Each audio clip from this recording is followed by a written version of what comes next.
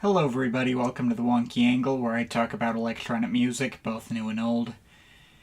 And today, I'm talking about the new album from The Black Dog, Loud Ambient 2. Well, we're still going.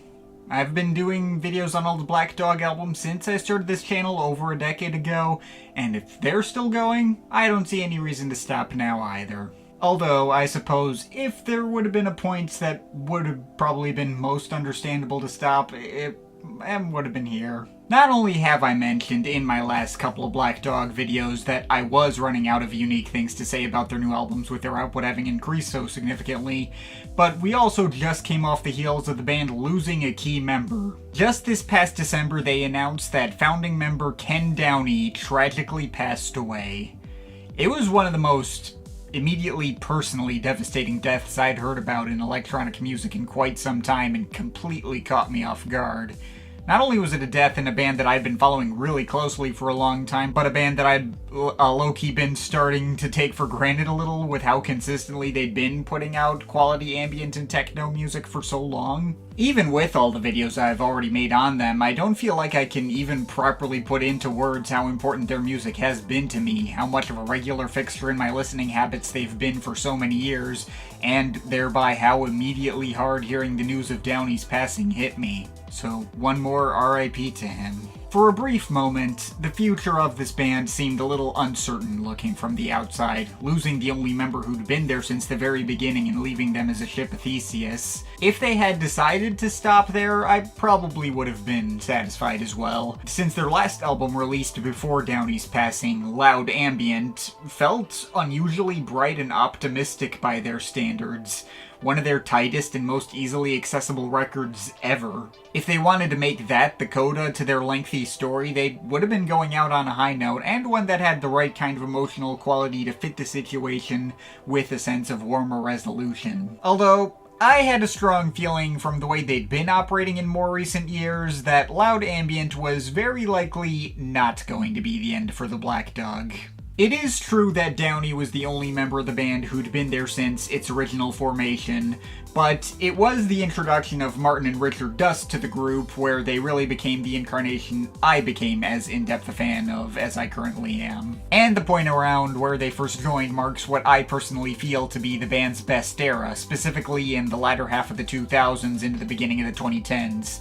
The run they had of Silenced, Radio Scarecrow, Further Vexations, and Music for Real Airports is a 4-album streak that hits a level of consistent greatness that I feel is near unmatched in the whole genre. And at least in my opinion, they also haven't had a major misstep since then. Pretty much all the albums since have been at least good in my 7 out of 10 range, with a few more great ones in my 8 out of 10 range.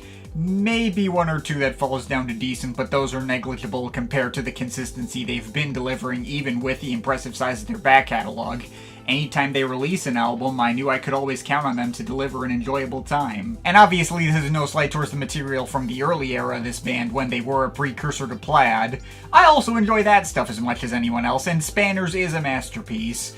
But when I personally think of the Black Dog in passing, I'm always going to think of the ambient and techno-centric version of the band that's existed from the mid-2000s onwards, first and foremost. What's more, I do also feel like, as the years had gone by, the one who probably fit the most into the slot of de facto band leader was not so much Downie, but rather Martin Dust. Now, the three of them did tend to work, more loosely and separately, and from what I understand, especially from having read the most recent interview that Richard Dust just had with Ableton, it did feel like their dynamic behind the scenes was fairly equal in input, and the point of the project was primarily following Downie's original ethos of just doing whatever the hell any of them wanted without putting any particular pressure on each other. Which makes perfect sense. You don't have a 3-person collaboration putting out as much consistent work as they did without a healthy, frictionless, and mutually agreed upon relationship like that. But from what I can tell, it was almost always Martin who came up with the initial overarching concepts and visual direction for any given album of theirs. Especially when it came to the most recent projects from the band, I feel like the Black Dog had become a little more of Martin's baby than the other two, who just rolled with whatever idea he would approach them with as a starting point and add to his ideas on their own time. Now, given I obviously don't know these guys personally, I wouldn't be able to tell you at what point specifically Martin assumed this role. It could have been as early as Radio Scarecrow for all I know. I suspect it was something that just kind of happened gradually over time, but they've never been, like, all that forthcoming about the specifics of their dynamic behind the scenes. I just know the point at which I first started to notice it felt like Martin was the one primarily steering the ship and not Downie was around music for photographers in 2021. The conceit of that one was advertised as having been a personal ambient soundtrack to them going out and taking photographs of their native Sheffield, which, I mean, if Ken and Richard also participated in going out and taking photos themselves, I could believe that too. Although I couldn't help but notice that it was Martin who went as far as to publish entire books of photography on his own, not the other two. So I bring all of this up to say, for as devastating a loss as Ken Downie's death was, I did have a feeling that the Black Dog would be able to survive without him. In that Ableton interview, Richard did mention that Downie's input had lessened and lessened over time as his personal health had taken precedence in more recent years. So that kind of already left the Black Dog in a good spot to just carry on and keep serving the purpose of an outlet for them to just do whatever they wanted, as Downie had originally envisioned it. Going on as normal without him is the direction he would have wanted. So, almost as proof that the band can continue healthily even without Downie, the first Black Dog album to release after his passing here, Loud Ambient 2, as per the title, picks up directly from where they left off in such a way where you wouldn't even be able to notice anything had changed. I think Downie might have still been alive for at least some of the development of this album. Richard mentioned in the Ableton interview that they tend to work about a year in advance of any given project. But if he had any input, it would have had to have been pretty minimal, since he needed to focus more on his health. This is mostly Martin and Richard's work, from what I can tell. But putting any more talk of who might have done what aside, even if Loud Ambient could have made for a satisfying coda to their career had they decided to stop there, I honestly think Loud Ambient 2 is even better than the first volume. Loud Ambient 1 was really good, if maybe just shy of properly great for me. Loud Ambient 2 I think does cross over the threshold into being great. The sound here is even denser and more colorful than it already was on the first volume. The atmosphere they're setting up is even more immersive and chilling, while also even more propulsive and energetic. The melodies might even be a little better. They're more, like, minor key here than on the first Loud Ambient, but that also puts this stuff in closer territory to my favorite moments on old albums of theirs like Further Vexations or Neither Neither. It feels more prototypical of the kind of sound I like from the Black Dog in particular, and not just any random ambient techno outfit. The first Loud Ambient may have started on a note that was striking for how uncharacteristically pleasant its melodies felt in comparison to what I'd been used to from them, but the way Loud Ambient 2 starts with a track It's Like Kissing Someone Else would have been striking regardless of any kind of extra context. It's an impressively busy mix of loud, squonking bass lines, fluttery synth chords that sound kinda like phones ringing, cinematic pads, and punchy drum machines. And it just fucking goes hard. Other tracks here might not be quite as busy or have as much stuff going on all at once, but it does set the tone and tempo for the rest of the album. A track like Cutting Machine is even more indicative of the kind of mix this album is going for, with its kind of wailing leads going over bubbly arpeggios in the background and creating another similarly colorful but prototypically moody mix.